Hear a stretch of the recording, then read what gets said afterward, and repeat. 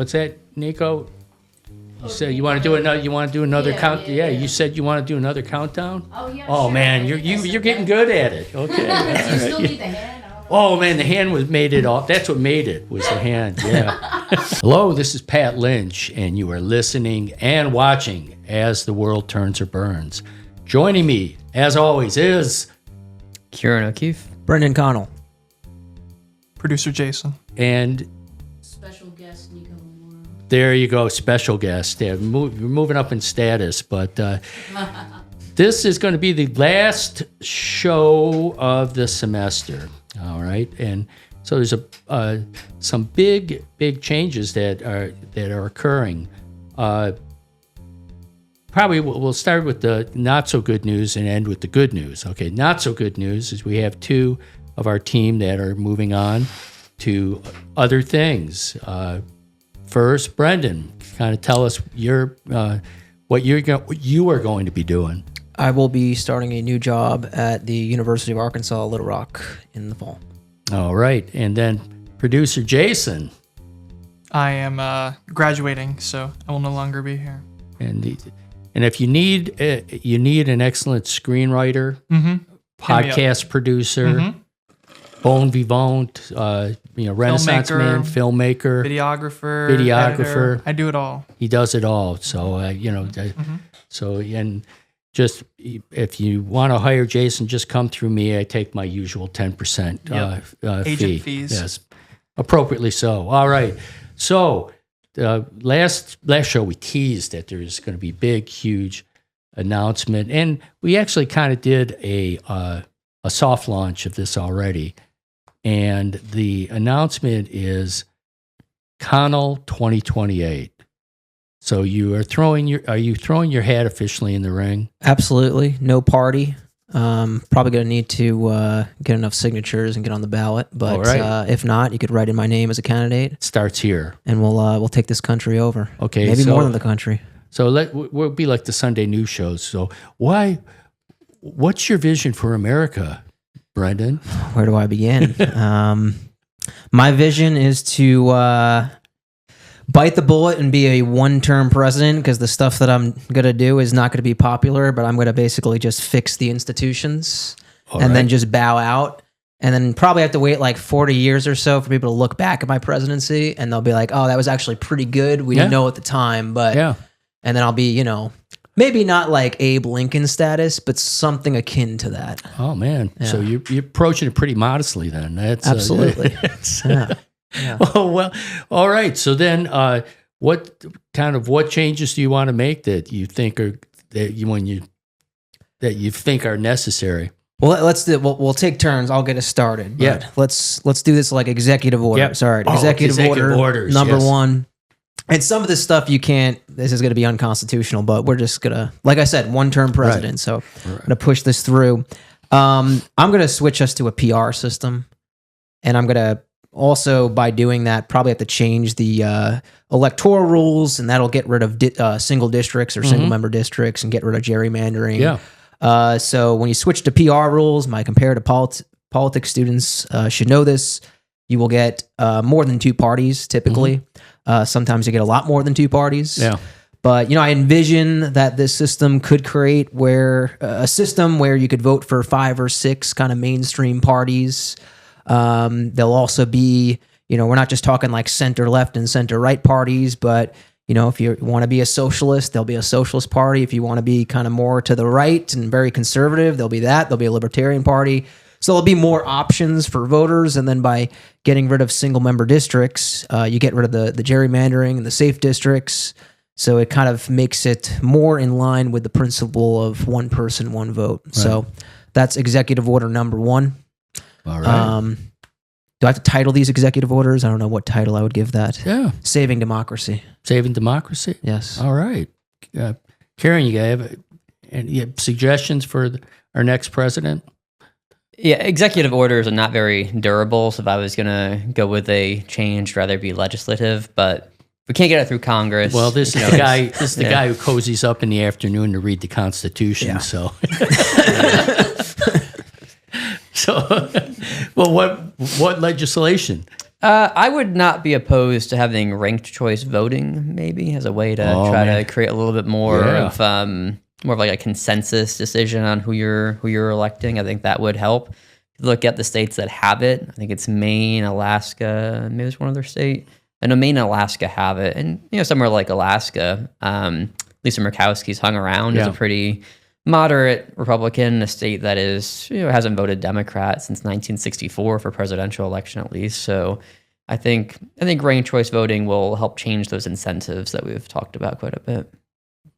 Okay, well, I'll go back to executive orders that what you have to do is require that the NBA and the NHL, that their season has to end in March. None of the, I don't want June hot NHL, Stanley Cup playoffs. That just is too much. Yeah, what's the logic here? It's God intended it to end in March, where in the cold weather, So maybe What about the Florida April. Panthers who play in warm weather all the time? Don't get They shouldn't be a team anymore. the executive order. That's the other executive order. It executive only order. should be in hockey states. Okay, that's so Yeah. get 9 teams in Minnesota. Yeah. So anything that's north of like Ohio, that's kind of and then just change it, get it back to. If you can't get ice naturally, you can't have a hockey team. So we're gonna slowly lose teams as the climate warms and That is a problem. No. And then it would promote for sports fans to be backing against. Going against climate. There's just something fundamentally wrong with that the Stanley Cups in June or NBA's. Well, I get it's the wrong. NBA like being in June because basketball can be a summer sport. Like you think about going to play basketball outside, but like No, But you're creating a dead zone where April to October, It's there's nothing baseball. to watch except for baseball. and I'm Yeah. not watching that boring game. Like no offense, but baseball needs to be like 3 innings shorter. well okay. Well then I'll amend we'll Okay. play 7-inning games. Okay. Okay, there. Okay, Well, throw the stats out the window. Don't you agree that like baseball does go on a little too long? Like I get the games are only like 2.5 hours, Right. but like 9 innings is a lot.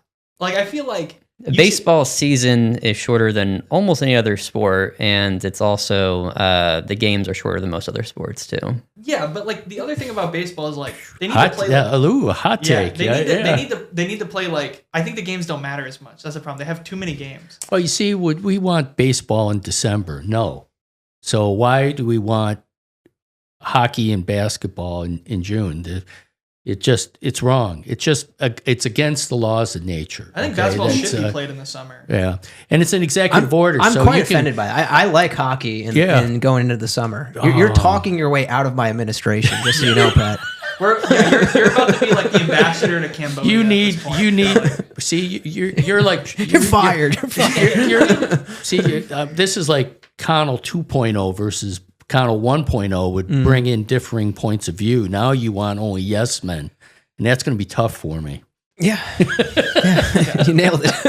Yes. Oh, well, I'm glad I took my day job. All right, next executive order. Brendan. I'm going to ban ChatGPT and all the other stuff. Boo. Like not just in education, just like in general. I'm going to put some reins on the AI industry. So this is going to be the Luddite Act or what? No, this is going to be the Connell Act, and it's Connell going to Act? be revolutionary. It's going to make sure that we Yeah. are still using our brains and we Get still rid of have original. calculators, computers. That Well, eventually we may move to that as well, but for now it's just going to be the AI. return of the abacus. Okay. Yeah. So. All right. Oh, no, it's legit. In all seriousness, though, like more regulation, like figuring out a way to humanely bring AI into the economy. Right. So. One thing I think we should do, it's an overlooked issue that like nobody talks about, but if you look at the roads in the US, we have so many more traffic fatalities than other wealthy countries. It's kind of crazy how much of an outlier we are in that regard. That's not like there's no one thing you can change to fix that, but there are a lot of little things you can do. So more roundabouts would actually help because you're less likely to die in an accident in a roundabout than an intersection. honestly, smaller vehicles would be good because bigger vehicles do a lot more damage, and Americans have really big vehicles, which also damage the roads. This would be really unpopular, but lowering the speed limit. These are all things that get you voted out of office, but lowering the speed limit would be another thing you could do. No, wait, you're Matt, you're going to throw me out of the administration for. Don't worry, that, I'm going to put him under the bus too. Let's go 45. I didn't get a chance to vet these ideas. This is all news to me. But it is like an interesting thing. It's like an issue that nobody really talks about. Yeah. But if you look at the U.S. and look at Western Europe, look at Canada, Australia, New Zealand, we're a very weird outlier than people who die on the roads. And I think there are probably some cultural factors. Like in North America is a very car-centric culture. It's kind of this American culture of like, don't tell me what to do. I'm going to drive whatever I want. I'm going to go as fast as I want. We're going to raise the speed limit to 85 in Texas or whatever. And I think all the ways you want to fix that, or most of the ways you want to fix that, would be really unpopular. Like narrowing roads would actually be safer because people drive slower when you narrow roads. But we talked a little bit about this maybe like a month ago, but when they redesigned Main Street here in Batesville, people lost their minds because, really they're trying to do is narrow the road. Because if you notice, when you used to drive down Main Street, they always had like the speedometer out that told you how fast you were going to try to get people to slow down. Wasn't really working. Okay, let's narrow the road, and that kind of psychologically forces people to slow down. So it's an issue that nobody really talks about, but and it's actually a case too when it comes to AI. I think I'm worried about AI in a lot of areas, but I think one area would actually be good is automating driving. Again, very unpopular. People aren't going to like that, but the Waymos are already safer than human drivers, and it's only the gap's only going to grow. And I think at some point there's going to be pressure to, probably decades down the road, but pressure to have people not drive and just have AIs drive because they'll dramatically reduce the number of people who are dying. I got a correlation. I think one thing that is interesting about the fatality rate too is I think there's also more trucks per person in the United States. I think there are much larger vehicles in the United States too. So when these collisions are happening, it tends to be with cars that are smaller, with cars that are bigger. And I think that is just 1-to-1 always going to be an issue. Yeah. Because of how they ride up higher and everything. Yeah. And it makes it harder to see. Like I've more than one time, like, backing out of parking spots, a pain around here because there are so many of those massive, and not like an advertised pickup truck, but a massive pickup truck where you just can't see around it. Yeah. And you can't see kids if you're too high up like that too, if they're like, a 3-foot kid or something. It's just, there are a lot of, the bigger vehicles are a problem in terms of deaths on the roads, but it's one among a variety of issues why the U.S. has more deaths than other countries, partly because it's just more rural and so speed limits are higher. But it's, even if you control for that, I think there are other factors like the size of the vehicles, like the roads being wider, like there being fewer roundabouts and more intersections. But revamping all that is really expensive. We also don't have a good public transportation in most of the country outside of some of the big cities. So it's hard to, you want to go from Little Rock to Chicago. Yeah, sure, there's a train, but how much is the train going to cost? Right? It's going to be absurdly expensive. So you end up having to drive it instead. It's just, there are a lot of things you'd have to do to fix it. And I think most of them would be pretty unpopular. But it is a real issue. And it's just kind of the thing we sort of accept. 45,000 people die a year on the roads, and that's fine. But it's not the front of anybody's agenda. Well, build on that. I think that President Connell, we got to just recommit to transitioning to EVs and to renewables, and it's not this tree hugger. Even global warming. I mean, what's going on now in the Middle East with the Strait of Hormuz cut off? It gives you a very stark reminder of the reliance on oil. And if the whole Mideast would become a whole lot less relevant if we weren't so dependent on oil.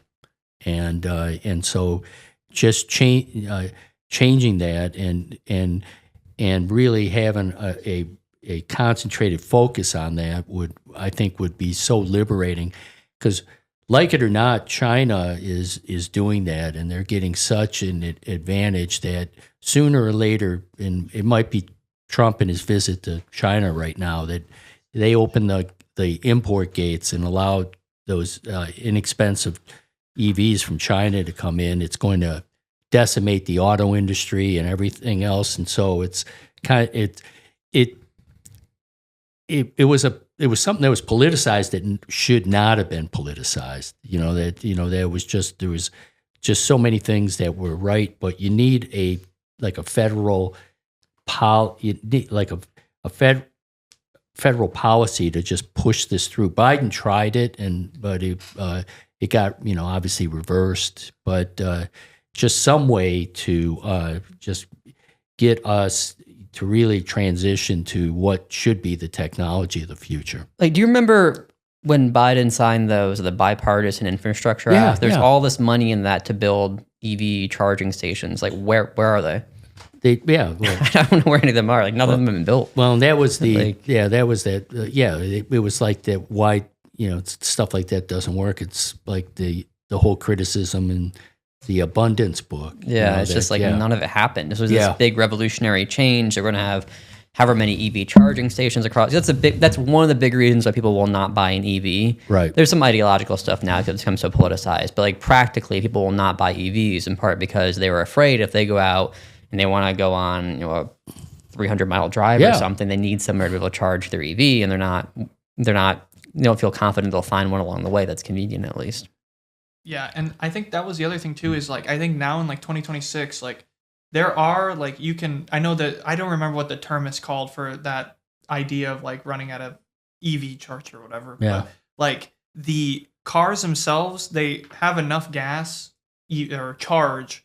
Plus, there actually are more places to charge now, but there are no like mega places to do that or like part of gas stations. Like, I feel like it would make a lot of sense if gas stations were to kind of like commit to having like EV chargers there, like the fast chargers, because I mean, you can make a lot of money off of it. There's enough. I see like 10 EVs alone every day. I could drive in Batesville, and this is in rural Arkansas. Like I'm sure like everywhere else, there's plenty of money to be made in the EV system. You know what I mean? Yeah.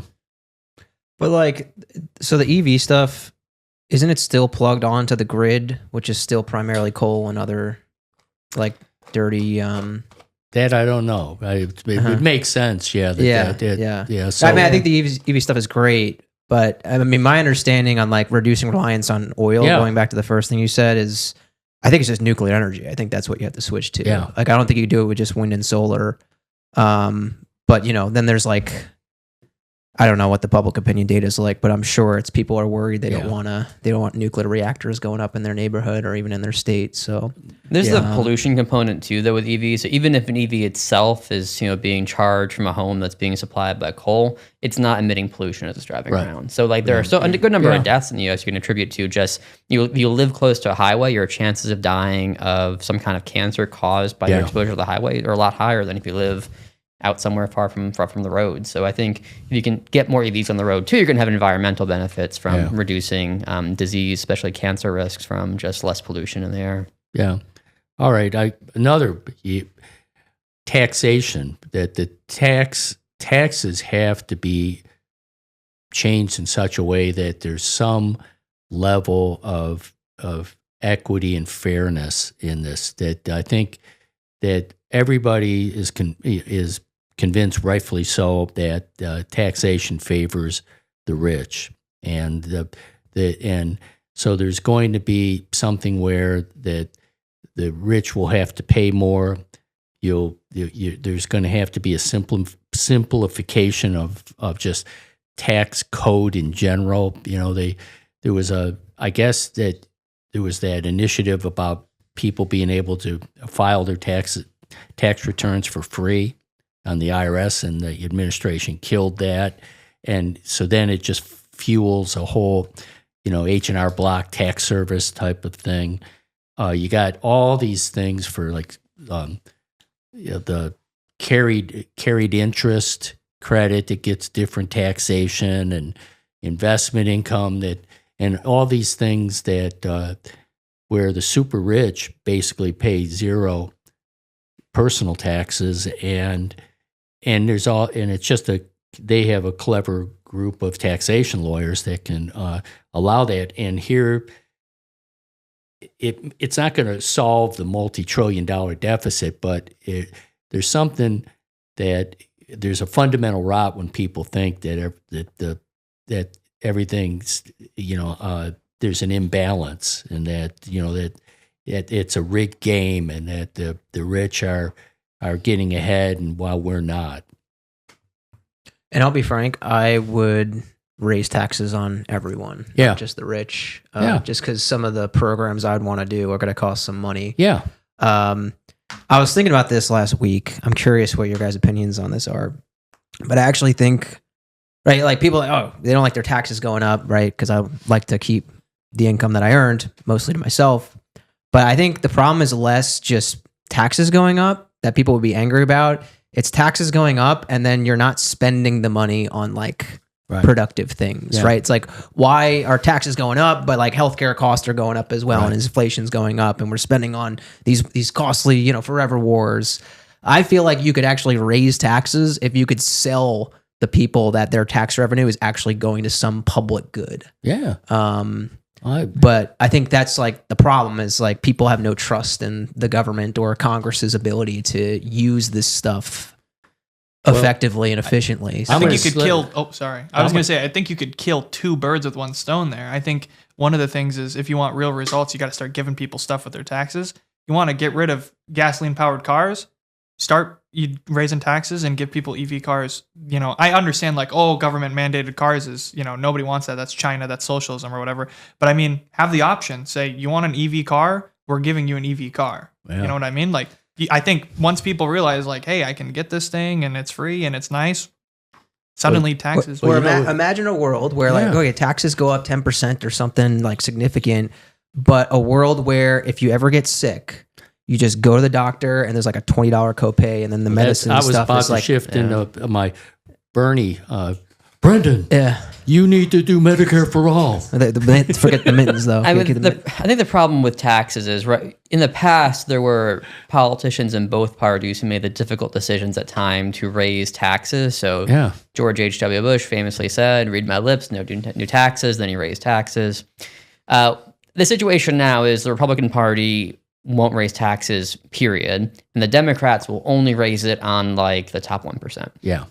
And that's not like some of the stuff Bernie wanted, for example, which I agree with. You would have to raise taxes on a lot more than just the 1%. You wouldn't have the revenue from limiting the tax base at just that 1% of the population.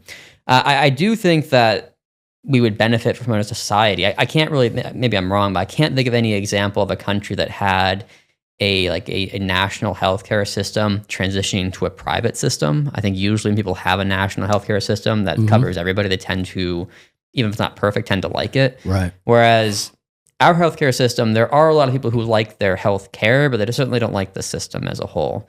And it's a flawed system. It's tied to employment. You lose your job, you're out of luck. Yeah. I mean, there's the Obamacare stuff. But the Obamacare, those plans, that they're so expensive, a lot of them. They're absurdly expensive. They don't cover much. The subsidies aren't high enough. And they reduced some of the subsidies recently when that expired. Was it last year? Because I was on that for a little while when I was in grad school, and that was it was like, I was paying, I don't know if I was paying a month, but my deductible was like $7,000 or $8,000. So it was like if I fell off a cliff or something, then it would help me. But and then it resets the moment that you hit the top, and then that's it. So it's the healthcare system is bad, and that's a big reason why Americans don't live as long as a lot of other wealthy countries. We have a bad healthcare system. Not the only reason, but it's a big reason why.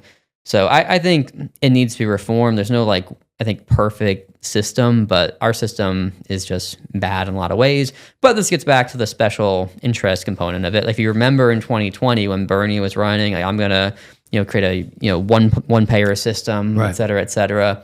I remember watching TV and seeing these ads from the insurance companies saying, "Oh, well, here's what's gonna happen if we don't have private insurance." They have so much money tied up in it, and they're very wealthy. They're never going to give it away without a fight. And the other point with taxes too, like one thing that AI could be good for is maybe it could just do your taxes for you as AI gets better, right? You don't have to. We won't have AI anymore. Right? Yeah, that's true.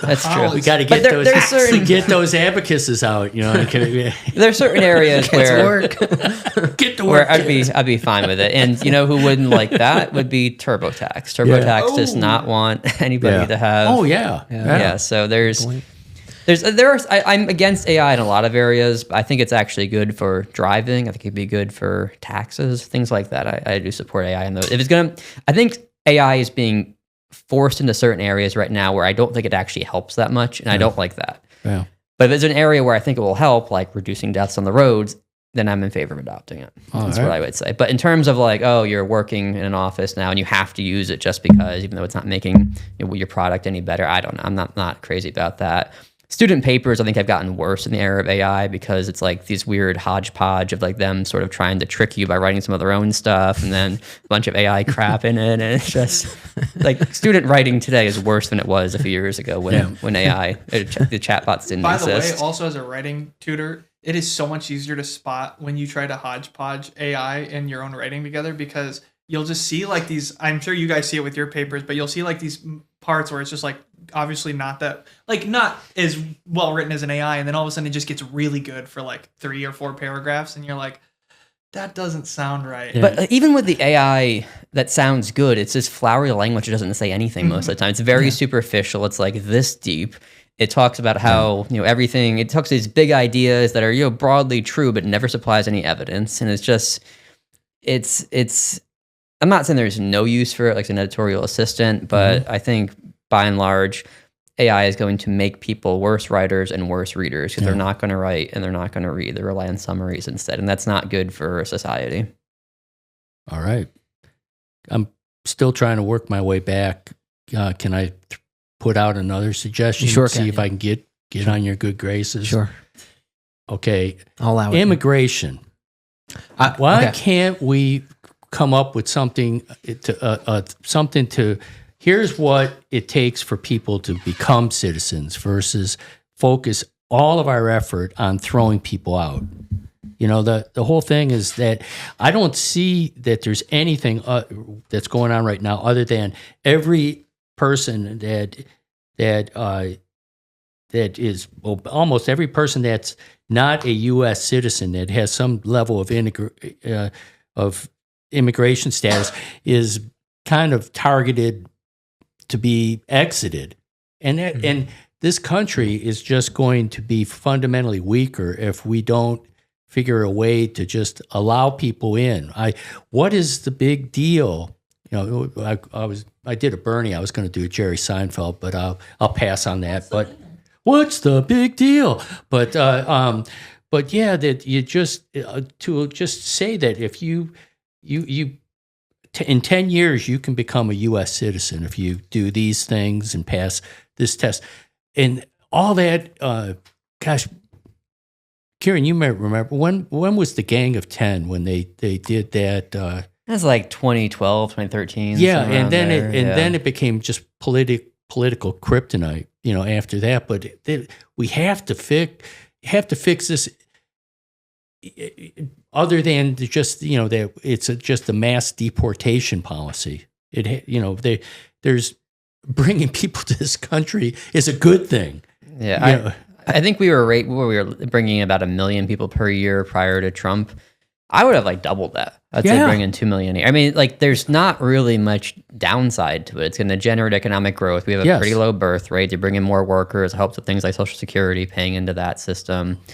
If you're bringing in like talented people that can contribute to our economy in other ways, they maybe are productive in whatever industry they work in.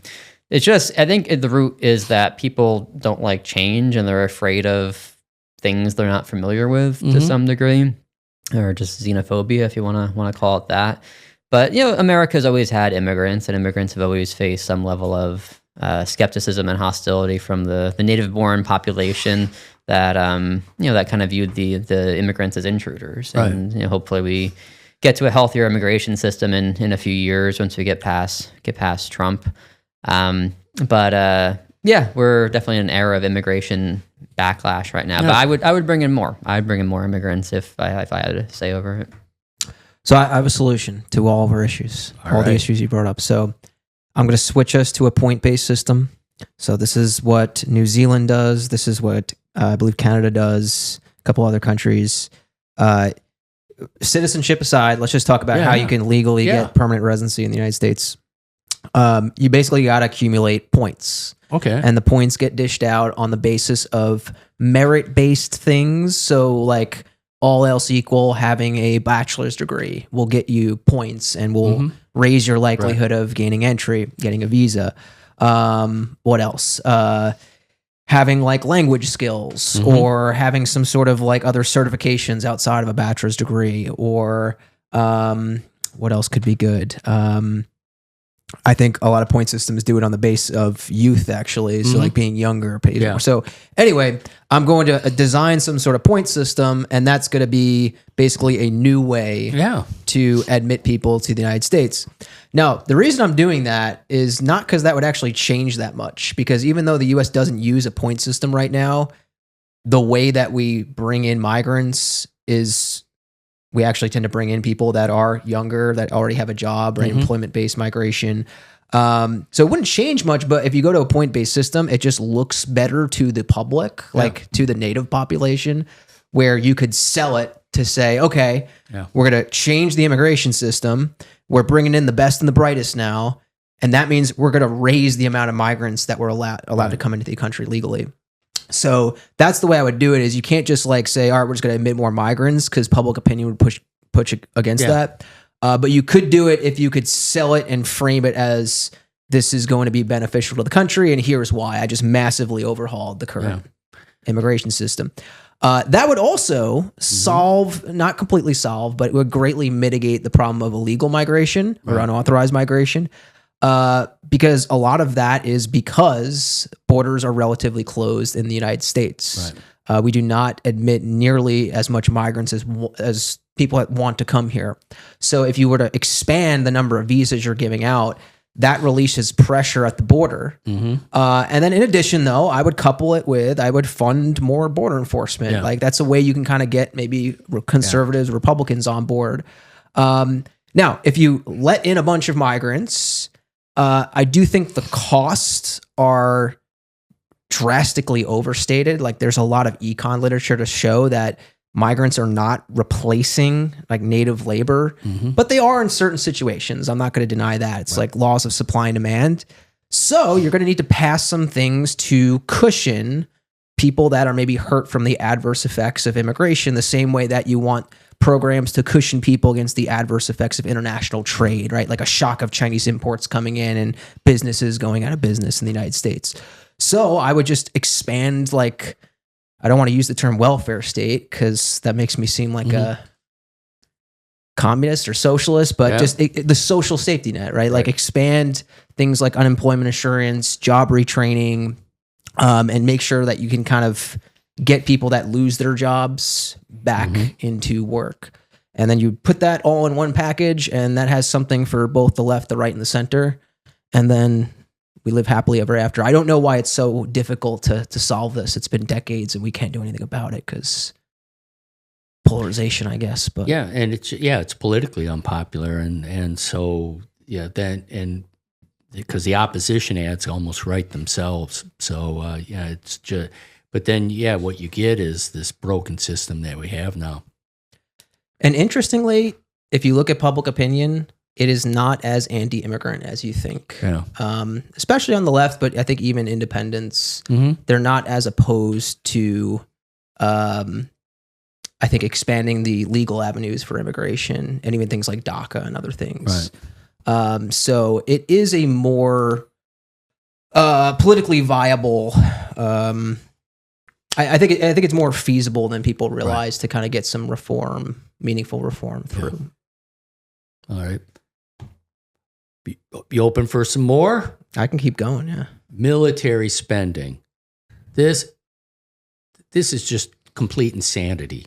Yeah. This is just an unchecked bureaucracy that basically gets carte blanche on whatever it is that they ask, because it's to make us safer, and so any weapon system that you want, sure, and any kind of technology, sure, and I think it's never been audited, as far as the Pentagon, and it's never passed an audit, at least I think. And and I don't want to get into the whole cliche of waste, fraud, and abuse that that they just throw that to just to kind of be a coverall, but there's no way that that the amount of money that is being spent on the military is is absolutely necessary.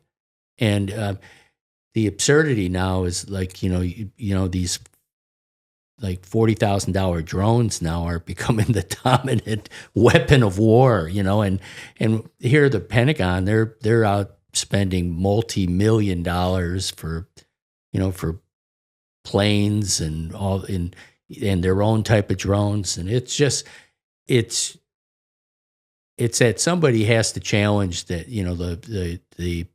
the spending and just bring that in line, because it obviously is a guns and butter kind of thing that I think that, that it's like cut taxes and raise military spending. What could possibly go wrong? Well, yeah, you get the deficit that we have here. I think some of the military spending is trickier than it seems on paper, where there's a good amount of that is like veterans benefits, running VAs, things like that, which you really can't cut. Well, why do we have the VA though? Why not just give them like a gold-plated insurance program to go to regular hospital? What really is the necessity of the VA? I don't know the history behind it. Yeah. I mean, it's the does it relate to the fact that healthcare is so terrible? Like, they get special healthcare, right? If healthcare was more available, then it would. Yeah, but if you just say that you don't pay, that okay, you serve, you will honor your service with healthcare for life, and but all you have to do is go to any hospital of your choosing. Because VAs are they're not the best of care.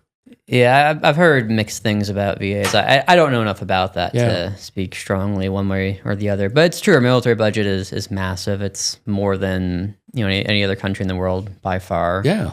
And if you think about it, every time we have a war, we're increasing our long-term spending, because you're having veterans who are going to have health problems down the road as a result of fighting in that war.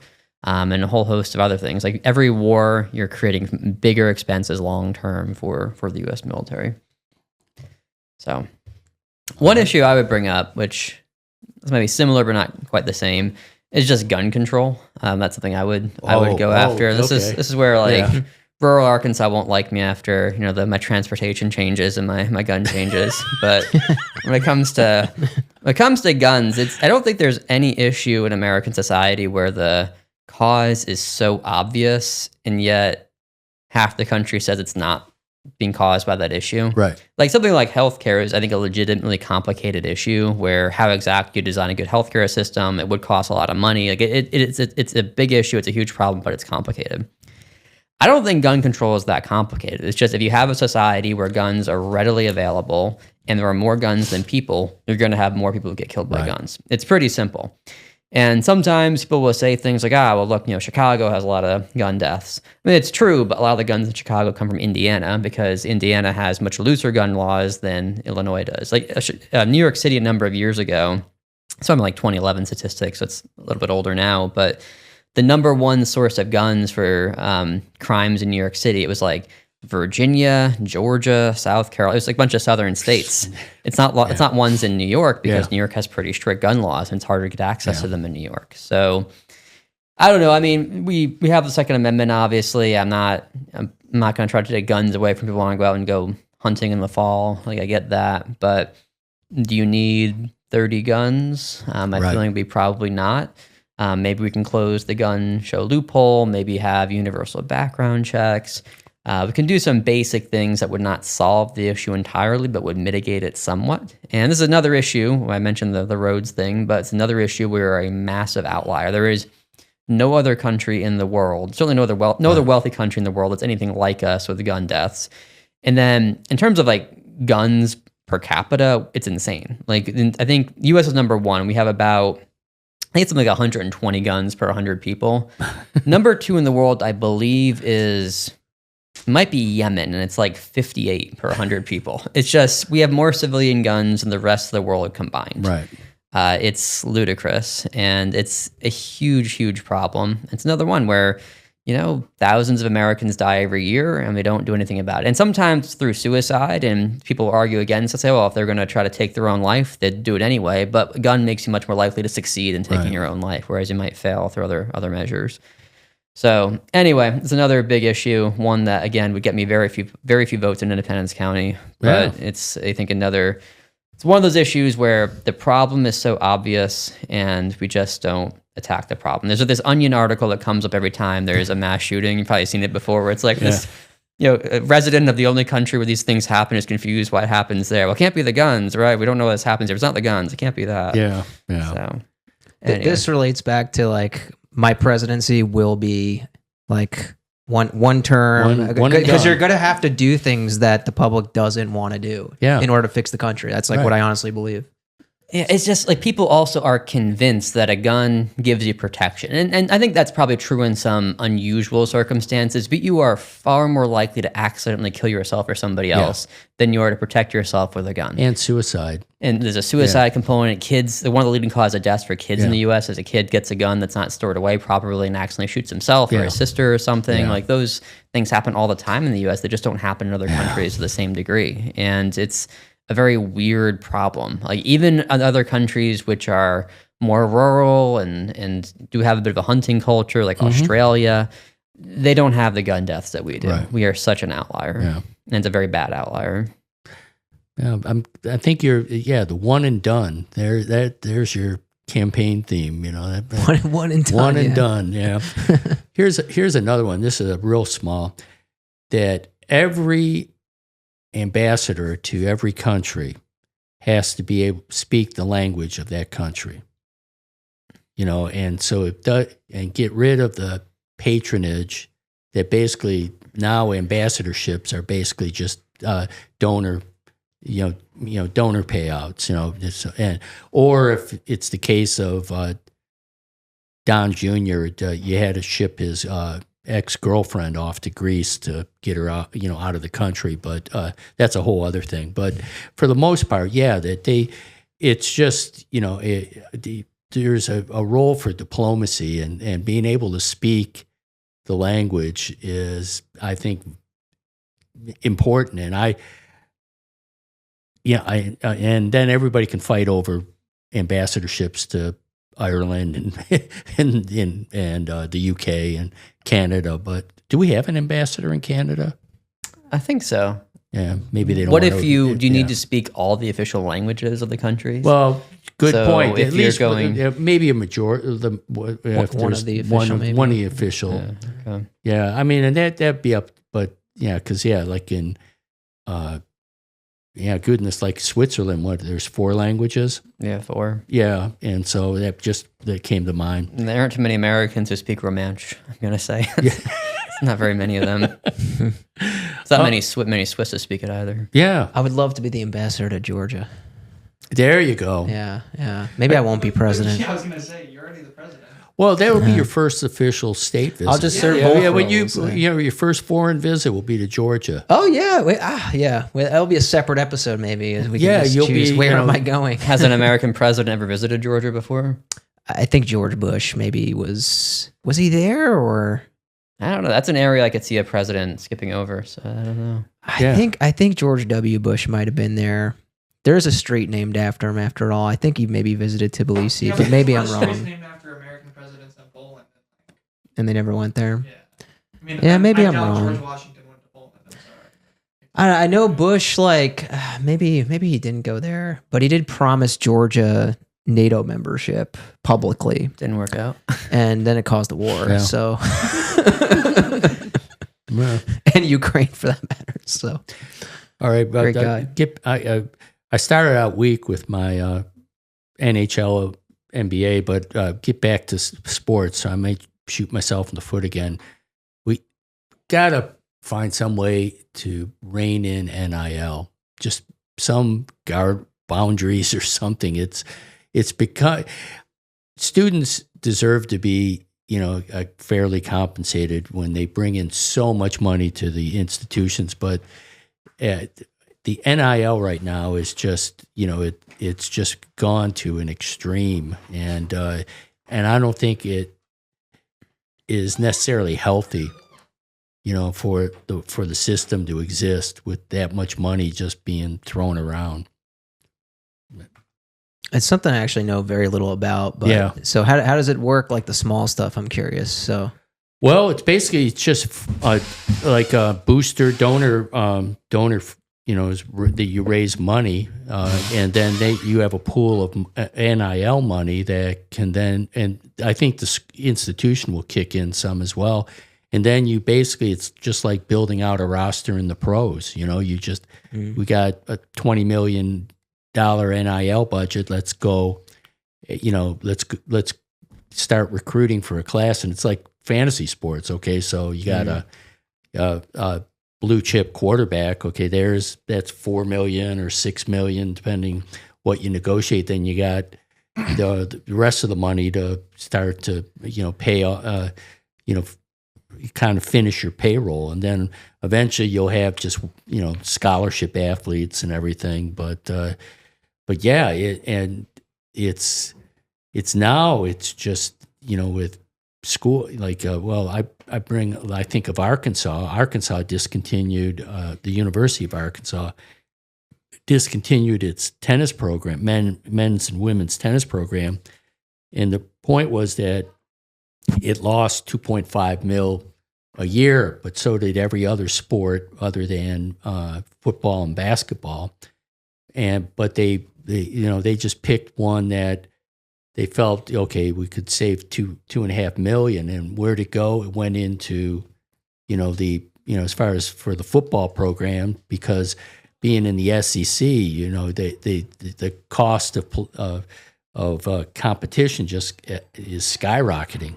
As you get more and more NIL money, and sooner or later the NIL budget's going to rival that of pro teams. I can easily see that, because the money that schools get from broadcast rights are just keep going up. So it's a system that just needs some kind of help, and the NCAA is just not going to be the one to fix that. There's a simple solution. It's actually so easy. It's not even like, it's actually so apparently easy that it's not even funny.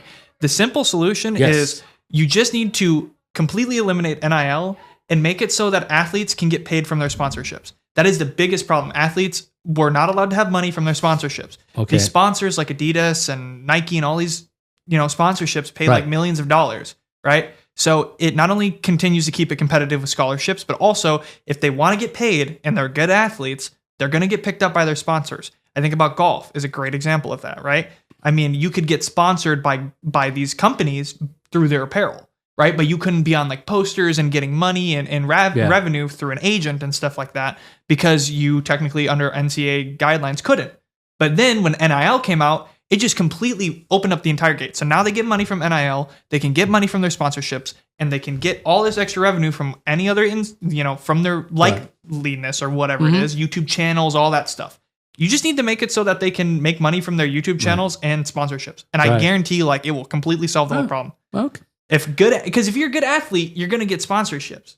I mean, that's just how it is. Yeah. Right? Like, I mean, even for sports that aren't huge, like tennis, I mean, golf is huge too. Golf and tennis are huge, but they're not like NBA or, the NFL, like those sports are still big enough that they can get huge sponsorships for millions of dollars. Well, and when you start getting into that pay to play environment, sooner or later, only the big will survive, and there'll be schools falling by the wayside, and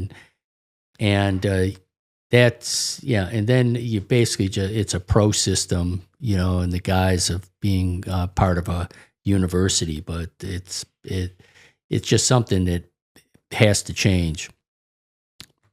I think my sports recommendation would be to put a salary cap in baseball.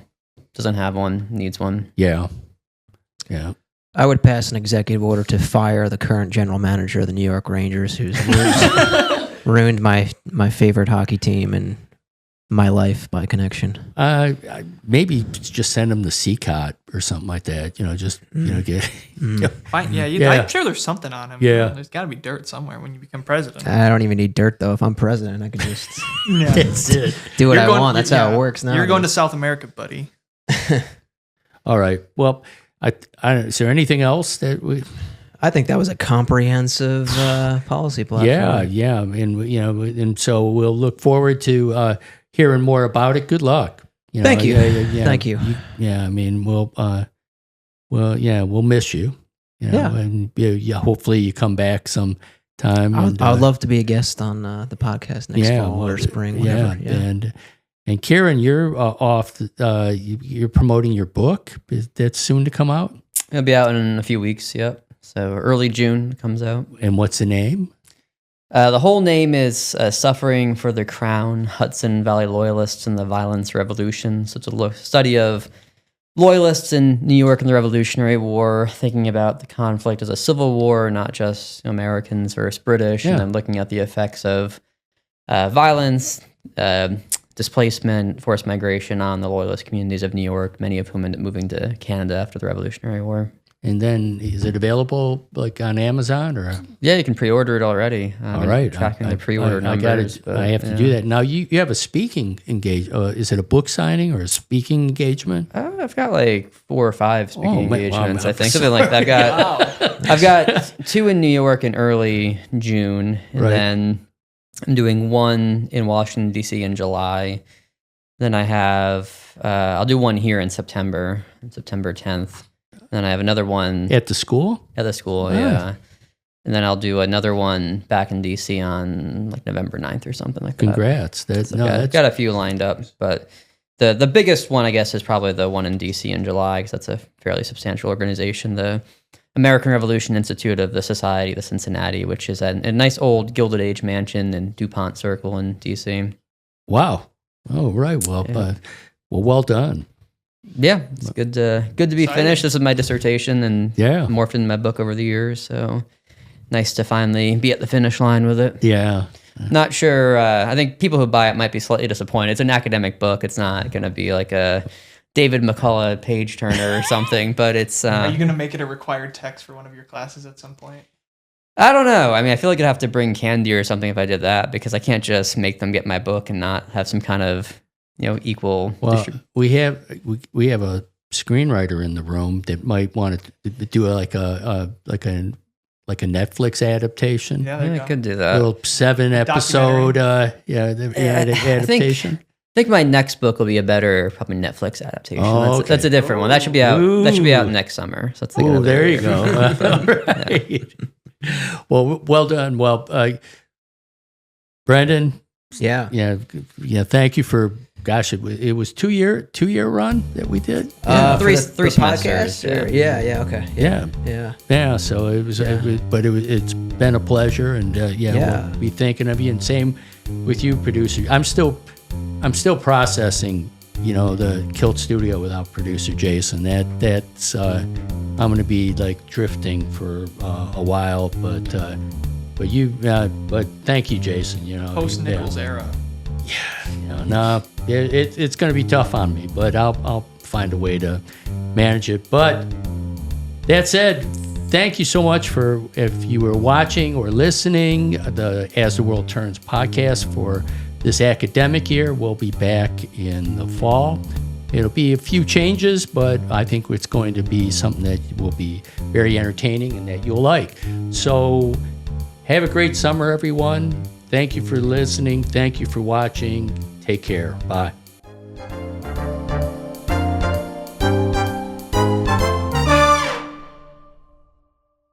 This podcast is sponsored in part by Lyon College and KILT Studios. Thank you to Jonah Winter for the intro and outro music.